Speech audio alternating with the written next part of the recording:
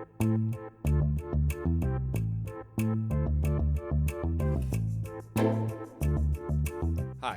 and welcome to the Dream Season podcast, an oral history of the 1989-90 UConn men's basketball season, also known as the Dream Season. This is episode 9, Huskymania Arrives.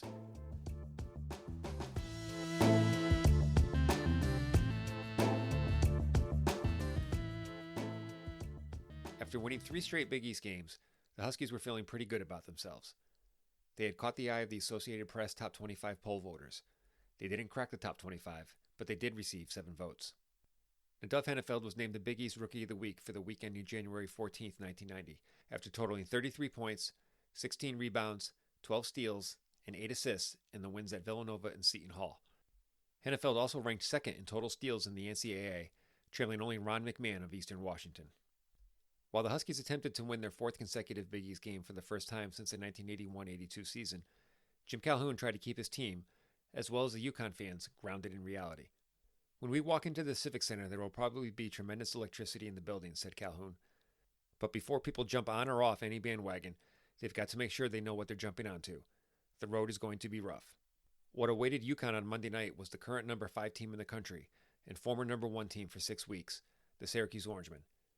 Syracuse entered the game with an overall record of 12-1 and 3-1 in the Big East, with their only loss coming to Villanova.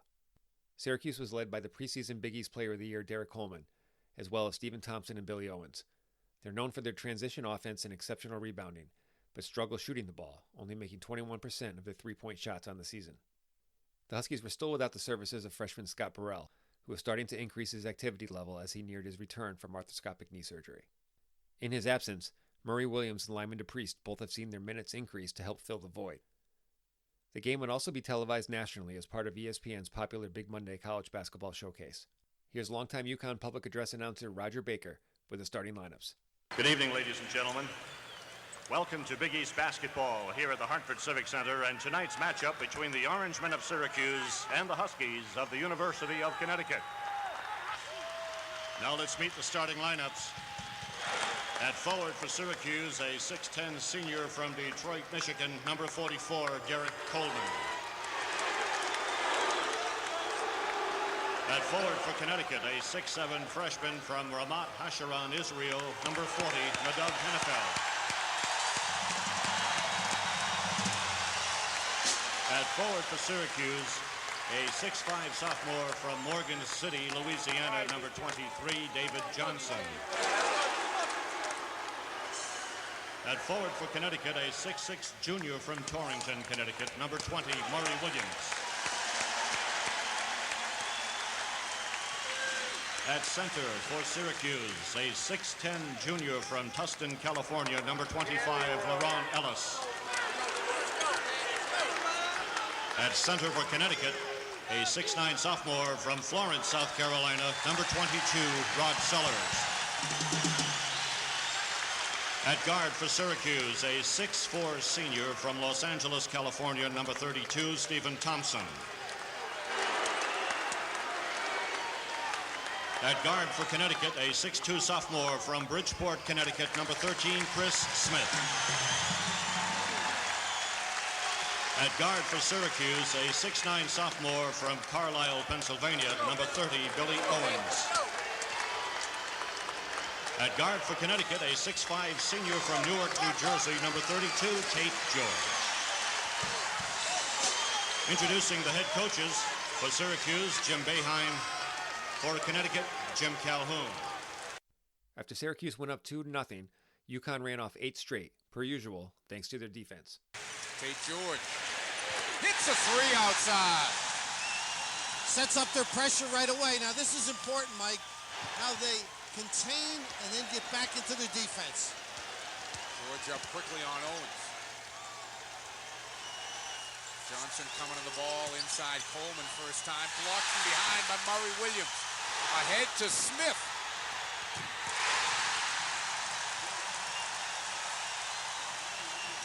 Excellent transition what there. What a start, Michael. A 3 and then send it in. Here's the pressure at half court. Owens finds Thompson, lost the dribble. Hennefeld, the loose ball, bounce past George.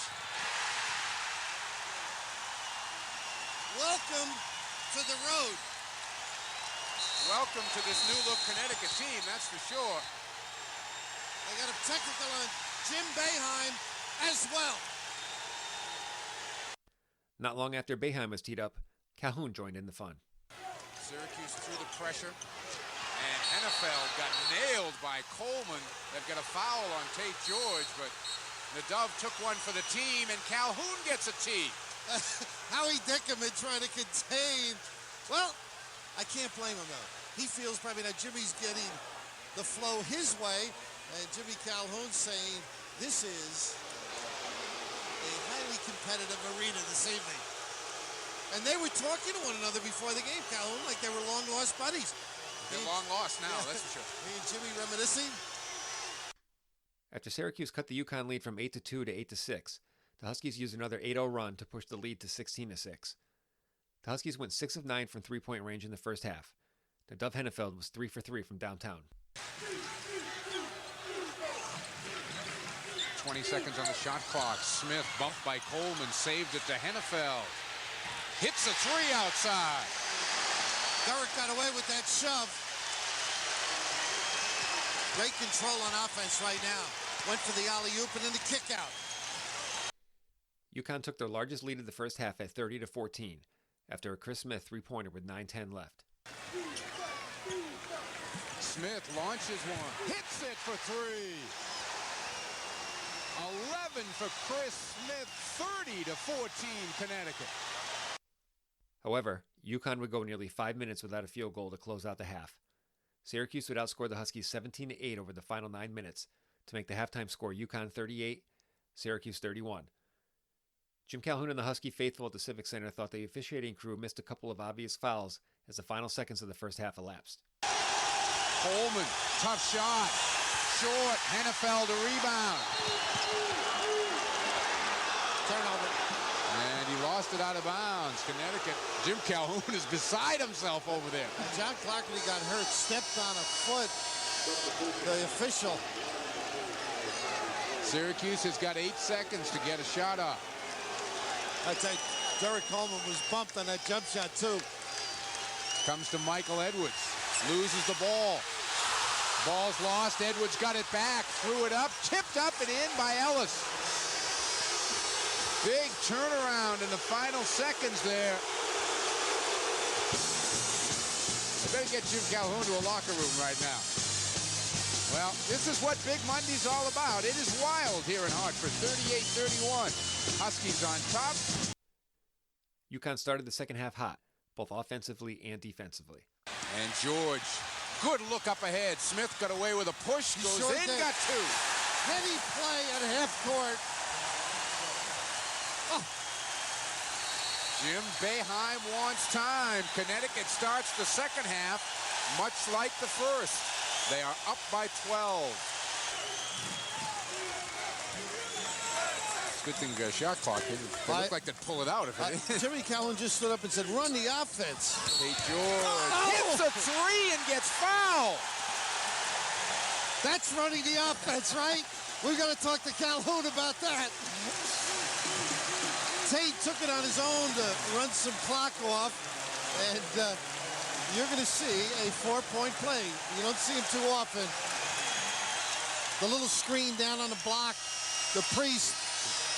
I just gave him 2? Yeah, just gave him 2, okay. But maybe more importantly, the 4th foul on Billy Owens, who goes to the bench. Syracuse suffered through a 4-minute scoring drought as the UConn lead grew to 12, 43-31. But the Orangemen hung tough, coming to within 3 points at 52-49 on a Billy Owens three-pointer with 7:27 left. The Huskies responded. I haven't seen UConn get any back doors yet.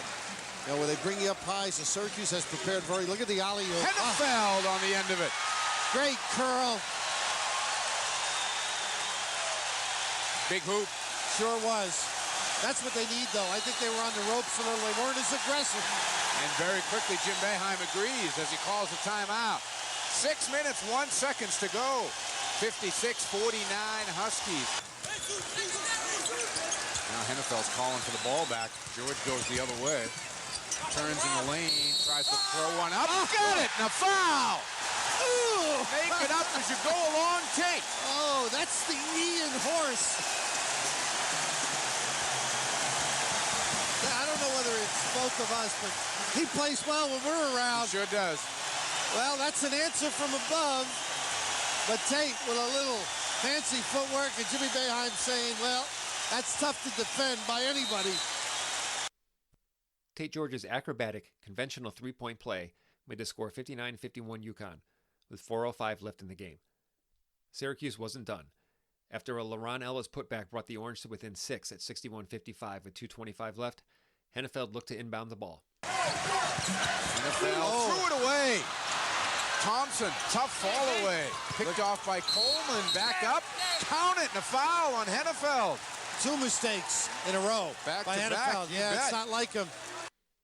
After an empty UConn possession, Syracuse had the ball down 4 with 1:37 left, when Tate George stepped up with the defensive play of the game. George nowhere to go. Tate takes it in. The runner, no. Tip, no.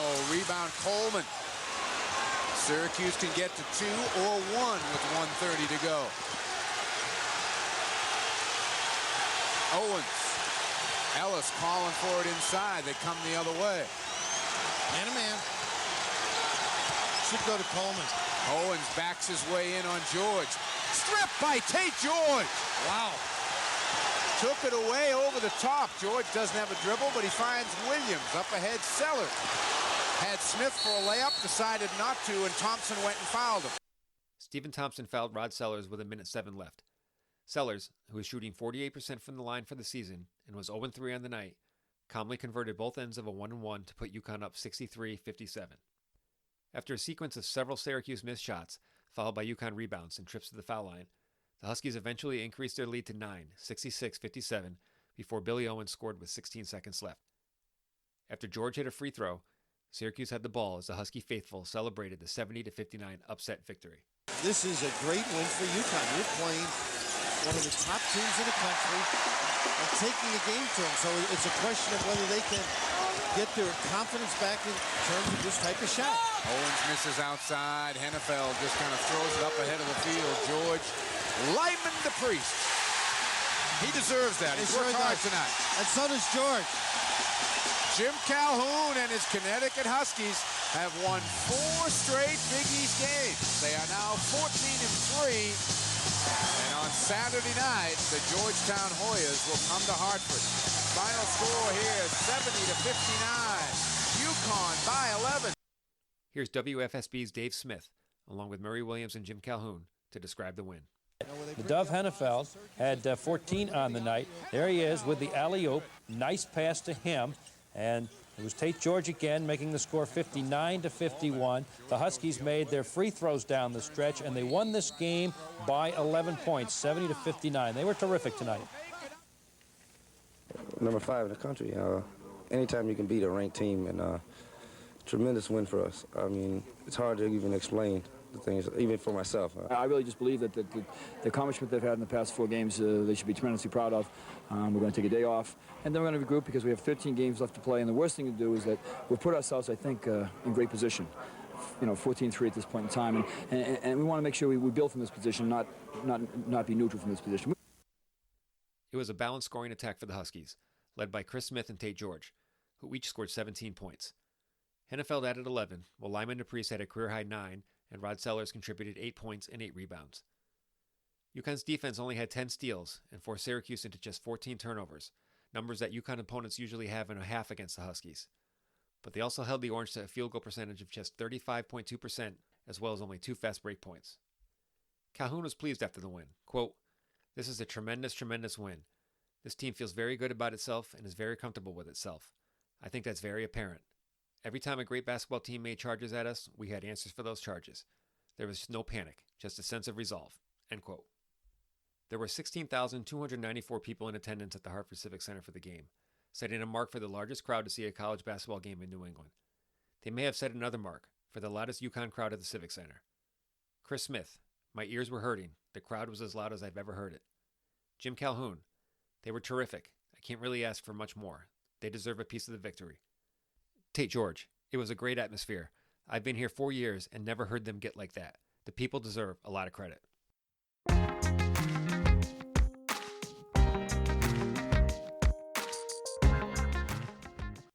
As the Huskies' next game against number 2 Georgetown approached, a buzz started to build around the team. The first whiffs of Huskymania were in the air.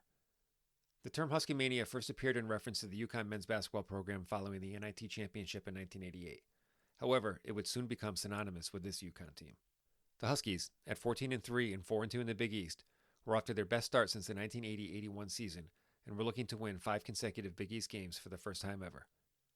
The late great Hartford Courant columnist Alan Greenberg penned a column about Huskymania in the Friday, January 19th issue of the Courant. Some excerpts. Quote, Huskymania is upon us, and like all good manias, it swept us away just when we least expected it. But please don't tell me you're not at all surprised. Tell me the earth is flat, tell me penguins fly, but don't tell me you watched the Huskies lose their first 2 Big East games, 64-57 to Villanova at the Civic Center, and a 93-62 mauling at St. John's, and were impressed by their performance. Those Huskies looked tentative, scared, intimidated. Those Huskies looked like they'd better go back to playing Maine and Hartford if they wanted to look good. Confidence, as the song goes, makes a hero out of zero.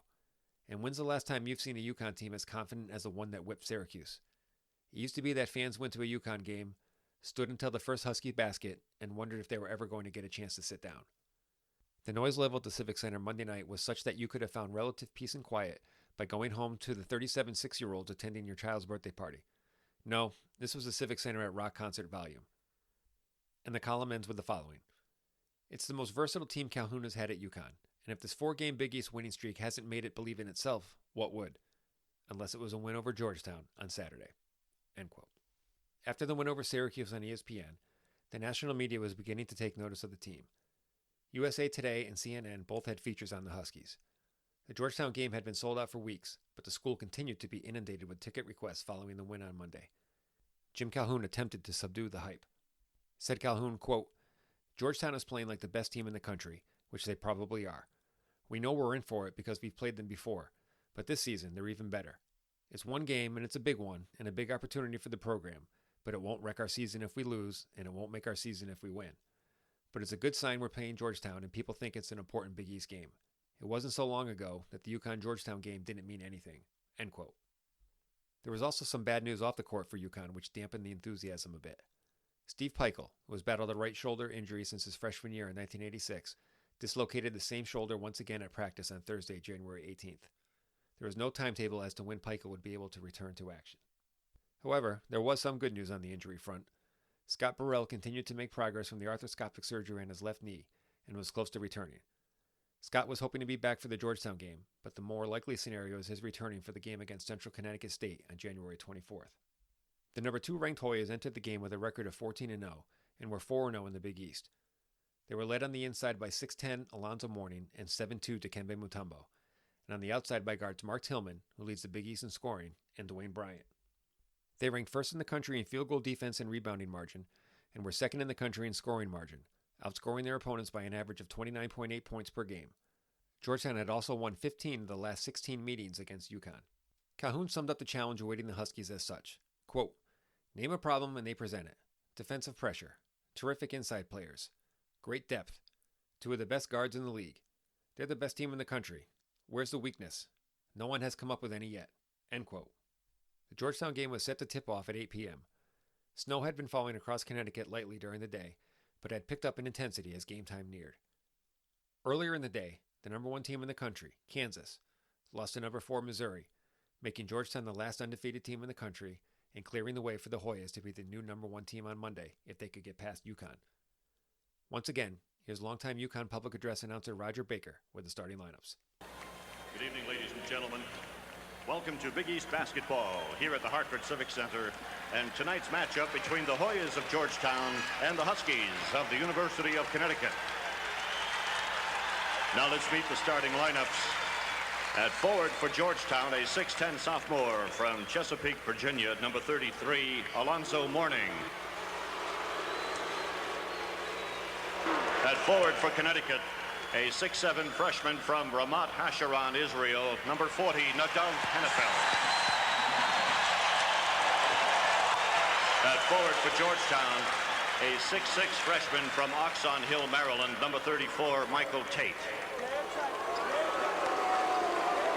At forward for Connecticut, a 6'6" junior from Torrington, Connecticut, number 20, Maury Williams.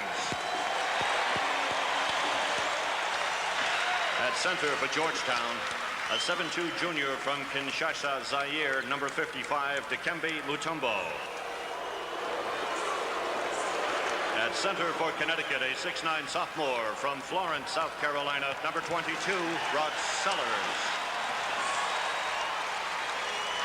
At guard for Georgetown, a 6'2" senior from New Orleans, Louisiana, number 12, Dwayne Bryant. At guard for Connecticut, a 6'2" sophomore from Bridgeport, Connecticut, number 13, Chris Smith. At guard for Georgetown, a 6'2" senior from Washington, D.C., number 20, Mark Tillman. At guard for Connecticut, a 6'5" senior from Newark, New Jersey, number 32, Tate George. And your head coaches for Georgetown, John Thompson, and for the Huskies of Connecticut, Jim Calhoun. The Big East Network's Mike Gorman and Clark Kellogg set the stage. When you're in an opposition building like this, the first 5 minutes are big. Very key for both clubs. Connecticut would like to jumpstart. Georgetown would like to stifle any momentum they've had from those 4 wins. A quick start by Connecticut could lead to a tight game tonight. Kellogg's words proved to be prophetic. Jim Calhoun could not have scripted a better start for the Huskies. Tillman missing the 3 outside. Hennefeld, a rebound quickly to Smith. Murray Williams dumps it out. Hennefeld knocks home a 3.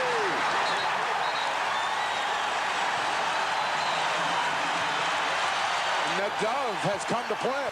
They do an excellent job of forcing the turnovers. If the Hoyas have a weakness, it's that they average 17-plus turnovers per game.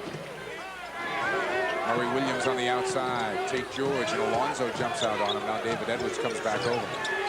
Long jumper. Smith for 3.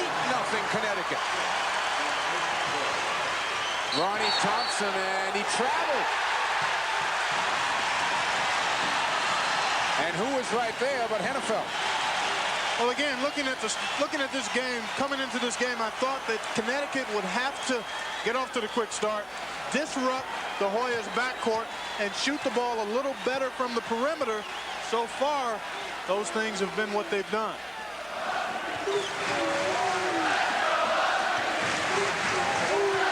Edwards jumps out on Smith. They find George. Back rims it. Sellers an offensive board. Smith wants it. Got it outside. It's 10-0.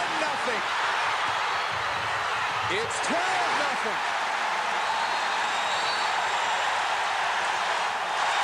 And Georgetown wants time. Wow.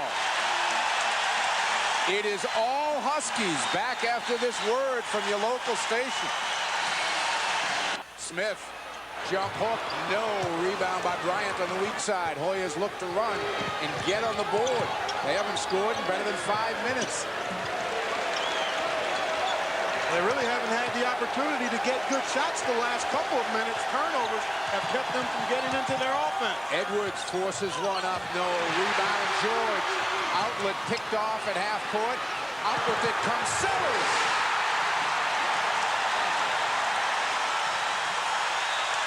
It is a nightmare for John Thompson. With Jim Calhoun, he can't believe it. Another steal. Hennefeld. Edwards off the floor, and Georgetown gets on the board with 6 minutes and 5 seconds gone in the game. Boy, a long time coming. Morning's dunk ended a 14-0 UConn run to begin the game. During that stretch, UConn's defense forced 6 Hoya turnovers. Said Tate George, quote, "We knew exactly where to press them. We drove them right into our trap. We wanted to get off to a fast start because we figured some people were still questioning us even after we beat Syracuse. But I don't know about that fast. I looked up at the 14-0 score and I thought, when are they going to respond?" End quote. It wouldn't take Tate long to find out. Georgetown outscored UConn 15-3 to even things up at 17 and took the lead soon after. Bryant looking back to John Thompson for the play. Nearly picked off again by Hennefeld.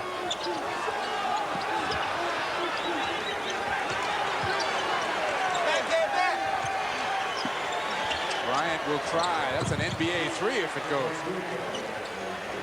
Dwayne Bryant, his first bucket, and the Hoyas their first lead, 20-19. The Huskies responded quickly. The Hoyas able to get second and third opportunities on their offensive glass, and that was a concern of Jim Calhoun.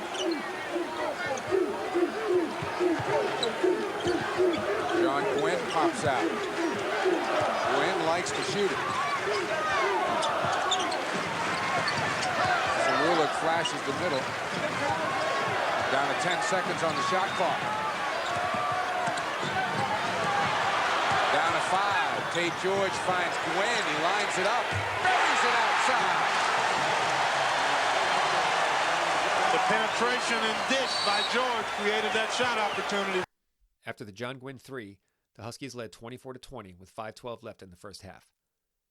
A recurring theme throughout the entire game was Alonzo Mourning attempting to rattle freshman Nadav Hennefeld with prodigious trash talking. Much to Mourning's dismay, Nadav wasn't built like most freshmen.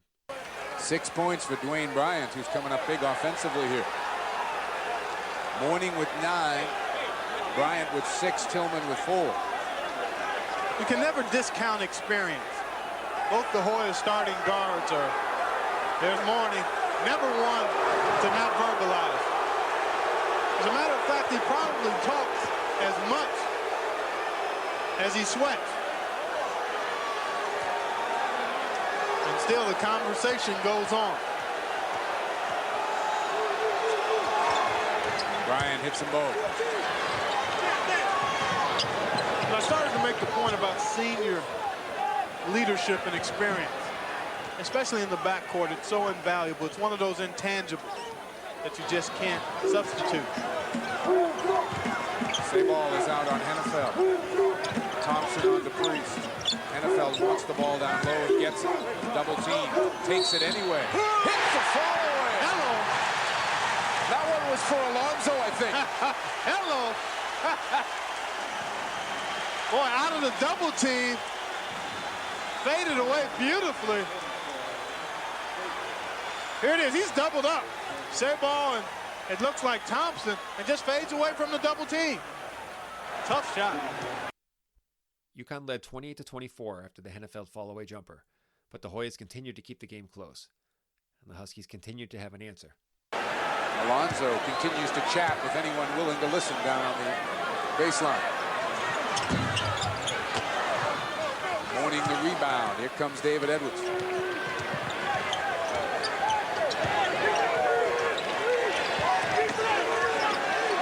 Boy, take a look at Syracuse and Mourning. If you can isolate your eyes away from the basketball momentarily, they're really banging bodies in there. Thompson can't hit.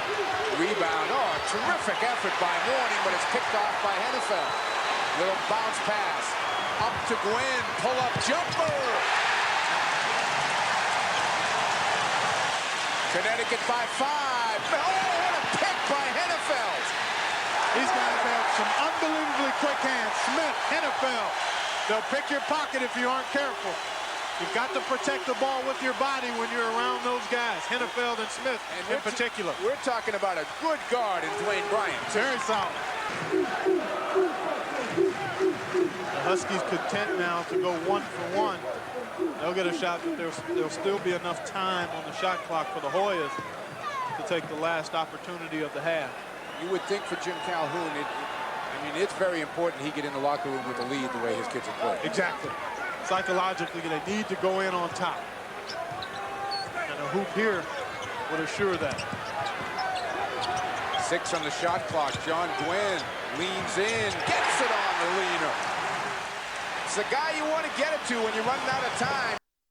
John Gwynn scored the final 4 points of the first half for UConn to send them to the locker room with a 35-29 lead. The snow continues to fall outside, and the building continues to be hot. 35-29. Connecticut by 6 at the half. Mike Gorman, Clark Kellogg here at the Hartford Civic Center. A quick look at some numbers. And Georgetown, that's expected, you would. Exactly. Jim Calhoun really concerned about their work on the boards, and Georgetown dominated in the first half. That allowed them to cut a 14-point deficit in that first half. At the free throw line, a look at the numbers. The Hoyas 7 of 9. Connecticut missed 5, and 3 of those anyway, I remember, with a front end of 1-on-1. Exactly. Huskies have struggled at the stripe. Three-point field goals pretty much in Georgetown's, or make that Connecticut's favor, 3 of 7. Georgetown hit theirs late, but steals, as we said off the top of the game, would be a big part of this game, and they certainly have been. Boy, the Huskies really have guys with quick hands. Chris Smith and Nadav Hennefeld, the two guys that come to mind. And here we take a look at Chris Smith and Hennefeld. Smith with the quick hands taps it to his teammate, and they did that 3 or 4 times in that first half. It's amazing how they pick as we take a look at the scorers. Mourning with 11, Bryant with 7, and Thompson off the bench with 5 for Georgetown. And on the other side for the Connecticut Huskies, they have some pretty good balance. Gwynn with a big first half. John Gwynn coming in and getting 9 off the bench. George 7, Smith 7, Hennefeld 7, DePriest also off the bench. So 12 points off the bench there for Connecticut, and that's a big help for Jim Calhoun's club. But as we were starting to say, Clark, this is the 4th game in a row, as the schedule would have it, that I've done Connecticut, and I'm continually amazed how cleanly they pick people. They really do. They do a great job of using the sideline and the half-court line. Very selective as to when they trap you, and very good at plucking that ball out of there. The Hoyas out-rebounded the Huskies 22-12, but UConn's defense, led by 12 steals, was the reason for the 6-point halftime lead. UConn was 14-0 in the season when leading at halftime. Georgetown appeared to be on a mission to end that streak right from the start of the second half. John Gwynn trapped and threw it away. Tillman for 2. Tillman now in double figures with 10 as the Georgetown guards have really come alive in the second half. NFL gets trapped. DePriest to Smith. Back to DePriest, who doesn't really want to be handling it. Biggest Hoya lead of the night. It's 3, 40-37. The Hoyas went on an 11-2 run to start the half, culminating with that Mark Tillman hoop to put Georgetown up 40-37. On the very next possession, UConn punched back. I think now you got to look for penetration and a spot-up jumper for this guy here, John Gwynn. 4 or 5 in the first half. He's streaky, but tonight the streak's been good so far. NFL will try one. Hits a 3. Well, he's not a bad spot-up option either. He's in double figures with 10. Tied at 40. And it gets the crowd back in the game. Steal by Hennefeld. Oh, my. He just came up and took it away from him. Just took it right away from him. I'm telling you, I've seen a lot of college games, and I know I haven't seen everybody, but this guy, him and Chris Smith, have to have the quickest pair of hands around. The Hennefeld three-pointer, along with the ensuing steal and assist to Chris Smith, gave UConn the lead back at 42-40 with 15 minutes remaining in the game. Both teams continued trading punches. On the cut, Tillman for 2 more. Does not faze the Hoyas. They just continue to come right back at you. Tillman coming alive now. He's got a dozen. Smith gets it back in the exchange with Sellers and now tries to direct a little traffic. Tied at 42. Hennefeld again. Hits again. Nadav. Tillman can't answer. Hennefeld a rebound. He just takes games over, Clark. He does it so efficiently. That time, excellent block out to get the defensive board. And I tell you what, find Hennefeld, fellas. With 6:57 remaining and UConn ahead 53-50, Alonzo Mourning appeared to have committed offensive goaltending while tipping in a Tillman miss. However, the officials saw it differently. Huskies in a 2-1-2. They'll trap along that sideline. Jefferson gets it back to Bryant. In the middle, Tillman, a leaner. Tipped up. Will it count? Looks like Mickey Crowley wants to count it. I don't know if that ball was coming off the iron or not. Let's take another look. Here we're going to get a look. A shot by Tillman. I think this ball is going down anyway. Oh, that's offensive goaltending. Looked like he fooled with that one before it was outside of the cylinder. They give the basket to Mourning. And Jim Calhoun, there you see him, calm in the first half, but very much into it and animated now. He's got reason to be upset there. Yeah, for a second time tonight, it's good they don't have one of those replay screens in this building right now. I agree wholeheartedly with you. Syracuse picks up his fourth, and Mourning with a chance to even it up.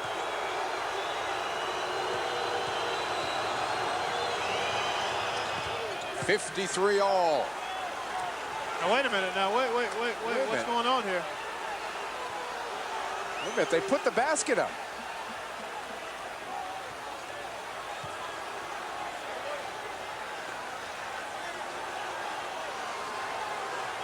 They're getting. It appears to me they're getting 4 points out of this play. Maybe they counted the basket by Tillman with no offensive goaltend. Maybe they counted the basket for Tillman. That's exactly what they did. And gave the foul to Syracuse and Mourning the 1-and-1. A 4-point trip for the Hoyas. Only their third lead here this evening. After Mourning converted a 4-point possession, the Hoyas led 54-53. Georgetown led 56-55 when the Dove came through once again.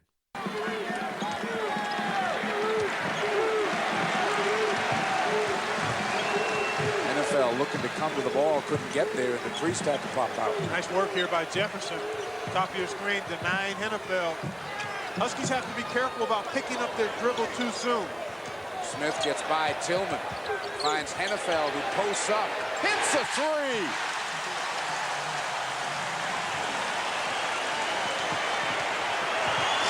Connecticut by 2 again. After a Mourning hoop tied the score at 60, Hennefeld answered with 3:40 left. Inside, Alonzo for 2. Hello. 21 for Mourning, 60 apiece. Boy, it's so nice to have a force like that inside to throw it down into to either get the hoop or get your team to the line. Hennefeld hits a three. Hello, 19 for the Dove. Those are back-breaking type baskets. You feel like you've got some momentum on your side in a three. Despite Hennefeld's best efforts, the Hoyas could not be put away. With a minute 44 left in the game, UConn was looking to expand their precarious 63-62 lead. Connecticut has the ball, 35 on the shot clock, 1:44 to go in the game. Huskies by 1, 63-62. Georgetown will be number 1 in the country come Monday afternoon if they can escape the Hartford Civic Center.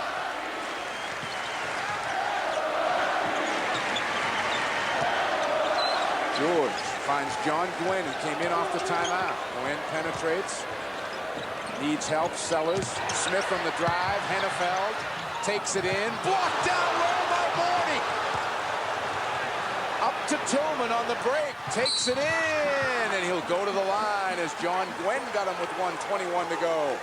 How about it, Alonzo? After the Mourning block on the Hennefeld attempt, Mark Tillman, a 76% free throw shooter, went to the line to shoot 2.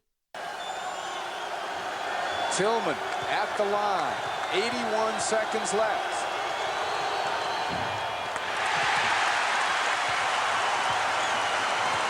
Short armed it a little bit, alligator armed that one. Didn't get the extension and the follow through. That can happen late, tight games.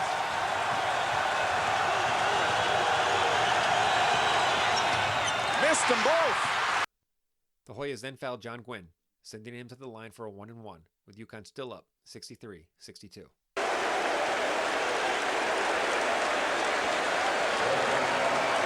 You said it about 5 minutes ago, this could come down to charity tosses, and you are right on target.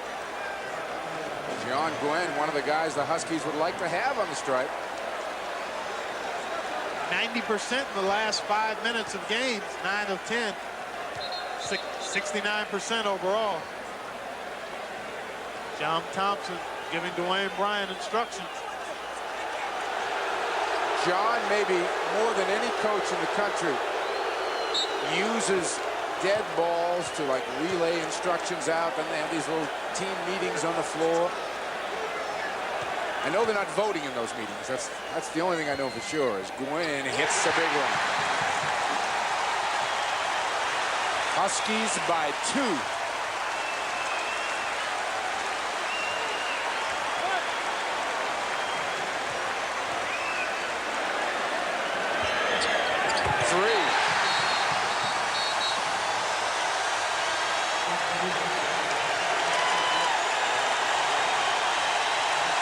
Gwen to the bench, but he won't sit down. He's just standing over there jumping up and down. They're all up.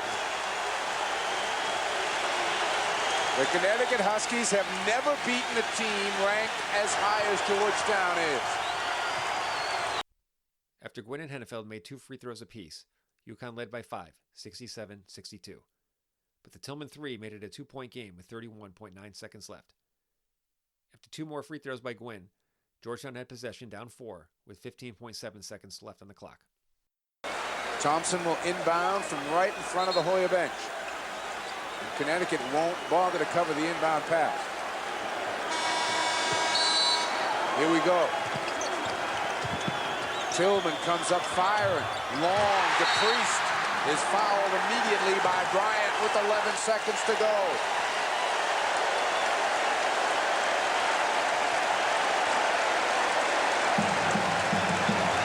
Tillman off the screen, just turns and fires. Not a very high percentage shot, but apparently Thompson said, let's try to get a 3.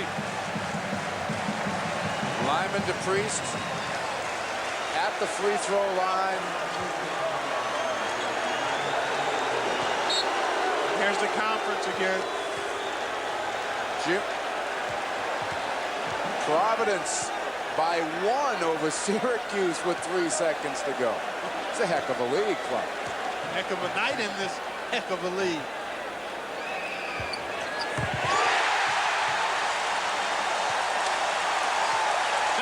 Here's John Gwynn.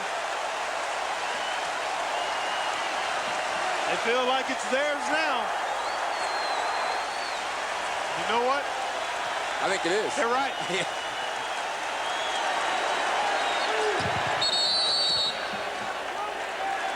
He's going to get another shot as the Hoyas did not properly line up.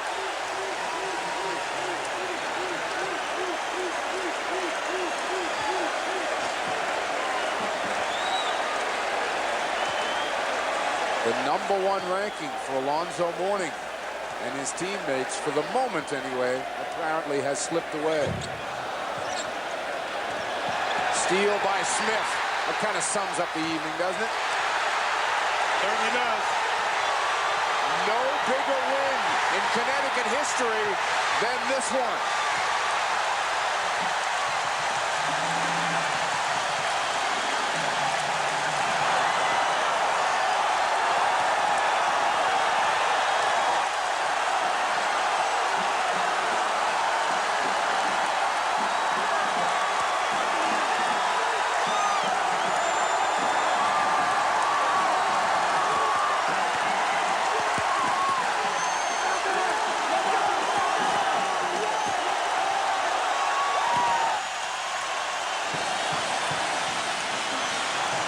They probably won't leave the building for a while.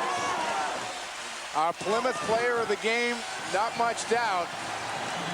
A star is born in the state of Connecticut here. He may not have been born here, but they're going to claim him real quick. Nadav Hennefeld.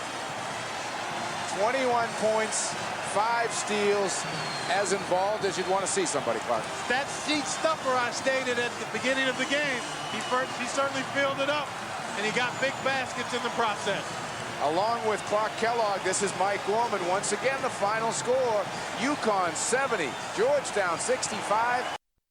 UConn's magical run, or as the Hartford Courant's Ken Davis described it, a sweet winter dream, continued on.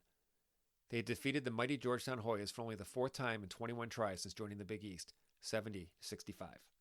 Nadav Hennefeld led the way with a career-high 21 points, 5 rebounds, 5 assists, and 5 steals. He was also 5 of 7 from three-point range. As much as Hennefeld seemingly carried the Huskies to victory, this was a true team effort. John Gwynn came off the bench to score 15 points in 15 minutes, including 4 clutch free throws to seal the win. Chris Smith and Tate George each scored 11 points, but more importantly, only committed 1 turnover each against the strong Hoya backcourt. George also became the 20th player in UConn history to score 1,000 career points with a layup in the first half. Rod Sellers and Dan Cerulik only scored 6 points between them, but their physical presence inside against Mourning and Mutombo was another key factor. Georgetown dominated the glass, out-rebounded UConn 39-28, but the Huskies' defense made up for that, forcing 22 Hoya turnovers. As it was during the Syracuse game, the fans at the Civic Center brought the energy and had a significant impact on the game. Rod Sellers recalls the atmosphere. The Syracuse-Georgetown game back-to-back in the Civic Center. You know, that's the loudest the Civic Center I had ever heard at those two games, because we had a chance. We had a chance, you know, moving up in the ranking, and I just remember like the energy in the building. Like, you know, after I left school and went over, after I graduated, left school, went overseas or whatever, I would hear some people, some of the fans would complain about the Civic Center. They didn't like, really? Man, I used to love the Civic Center when it was like going crazy like that. Oh my God, I still remember some of the games in there. The energy was unbelievable. That Syracuse game, that place when it's packed. The Georgetown game, right after the Syracuse game.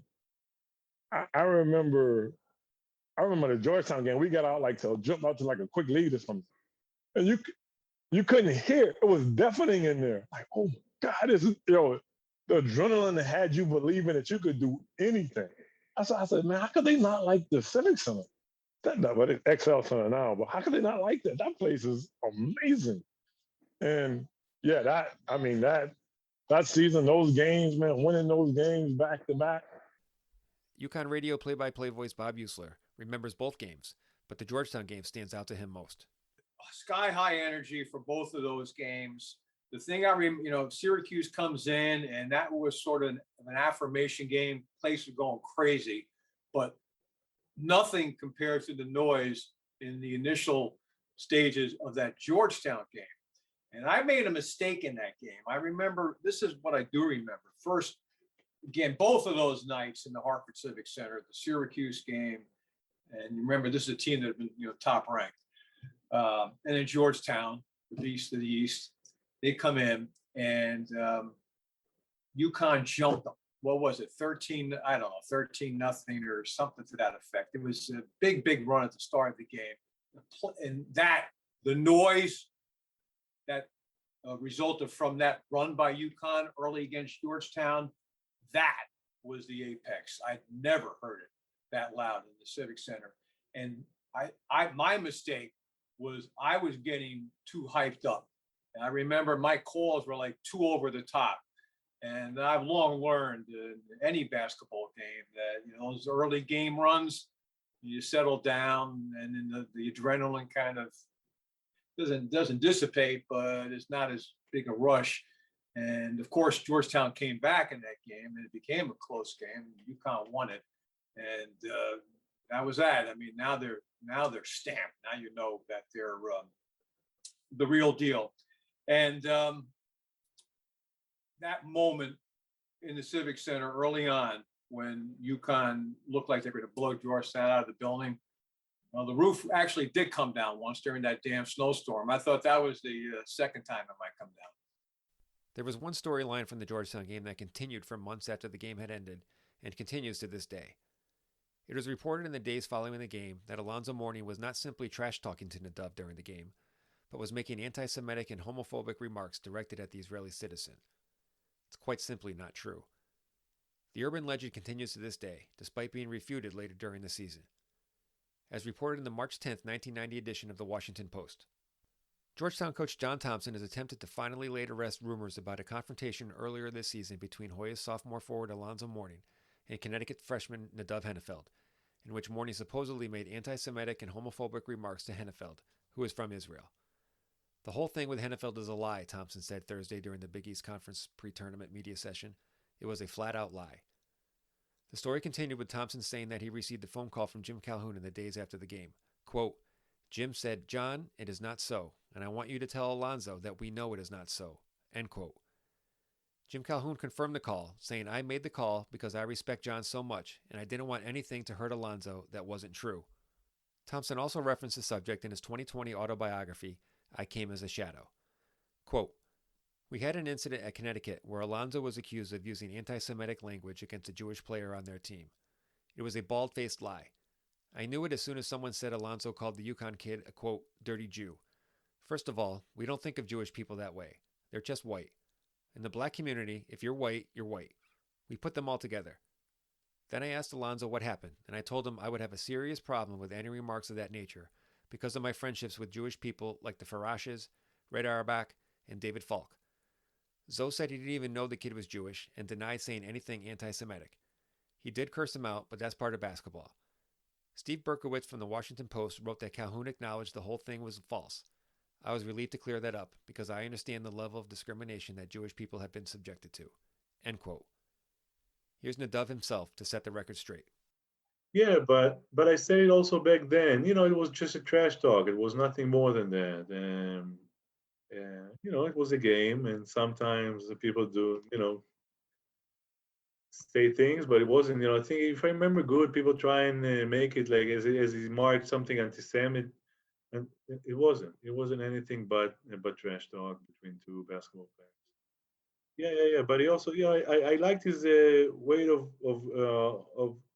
the way he wanted to compete. He was such a winner. He always wanted to win so much, and I appreciate it. I like it. I don't get scared easily, even though he's maybe he was much bigger than me. You know, always when people come and tell me how tall I am, you know, how tall you are, and look at you, and then I tell them when you see the really the big players, you understand what does it mean to be a big and tall player.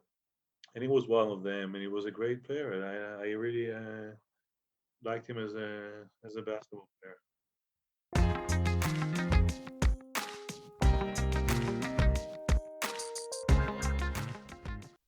As Mike Gorman announced to the audience as the game ended, there was no greater win in Connecticut history.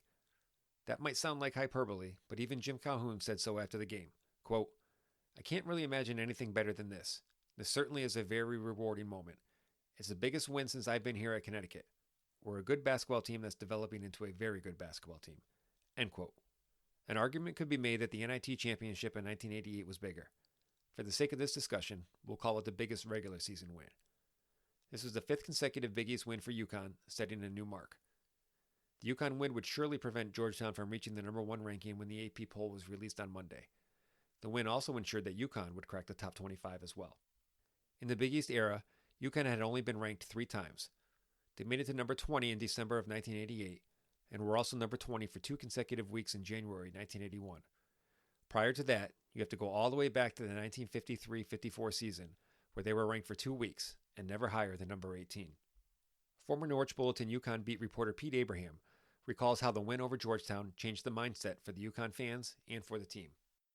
I think they were both top 5 in the country at the time, and loaded with NBA players and everything else. And now UConn had always been able to give Syracuse a fight. Even when UConn wasn't that good, they could give Syracuse a fight. But Georgetown was a whole other thing. Georgetown would just whack them around twice, and that was the end of that. And I'll never forget this, that I've covered a whole bunch of stuff. I've been really fortunate in my career to, go to the World Series and the Olympics and the Super Bowl and all sorts of things. I think it was 17-1, the lead that they had on Georgetown in that game at Hartford, or something like that. It was a big lead right in the beginning. And it was before the TV timeout. And at one point, they got a steal and they got a basket. And John Thompson got up from the bench and gave it the timeout. And I've never heard a crowd so loud, because it was almost like, look what we did. We made John Thompson call timeout before he wanted to. And he had that big towel over his shoulder. And you could see him talking to his assistants as if saying, like, what the hell's going on? Like we can't get the ball over half court.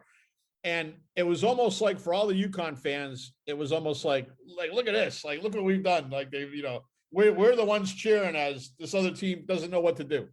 And that was like, sort of the really big moment that they were able to, make that happen. And as I recall, like, I think Georgetown came back in that game and made it pretty close.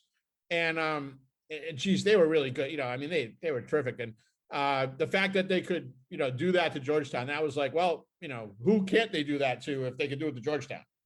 Jim Calhoun remembers how that week made him realize that special things could be in store for this team. I remember 2 times feeling better. For the first time since the night of the NIT, I felt Okay. We're going to be pretty special. And then the big two of the top ranked teams in the country back to back virtually. Oh, it was more than special. And I'll never forget that feeling walking off the floor to get that win. Just how great it was. Our press went 2, 3, 4. All of a sudden, we're up 12-0 to start the game, I think it was. But more importantly, and I just think that still can see us. I mean, it just became a joke on a real good Georgetown team. I think that moment we knew we were going to be a serious player in the game. Coming up on the next episode of the Dream Season podcast, UConn moves into a new neighborhood, both figuratively and literally.